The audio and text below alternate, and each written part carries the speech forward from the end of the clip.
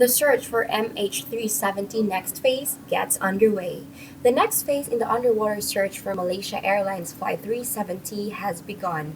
The govt search vessel arrived in the search area in the southern Indian Ocean and started its search Monday morning, Sunday evening ET, the Australian Transport Safety Board ATSB said.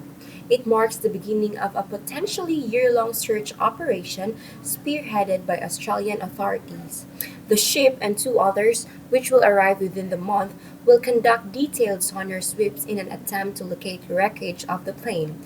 The disappearance of MH370 is arguably the greatest mystery in the history of commercial flight, with an extensive search failing to turn up a single piece of definitive evidence of its whereabouts. Here's where we are in the search for MH370.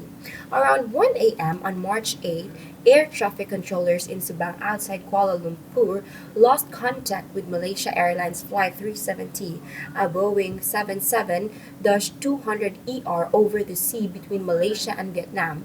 The plane's transponder, which identifies the aircraft and relays details like altitude and speed to controllers, stopped transmitting, and the passenger jet seemingly disappeared within a trace. Planes and ships from 14 countries initially searched areas of the South China Sea, the south of Vietnam, and the Malaysian Peninsula. The search was then widened and then shifted location as it was determined through careful analysis of aircraft performance, cross-reference with data from the Inmarsat handshakes that the plane diverted south.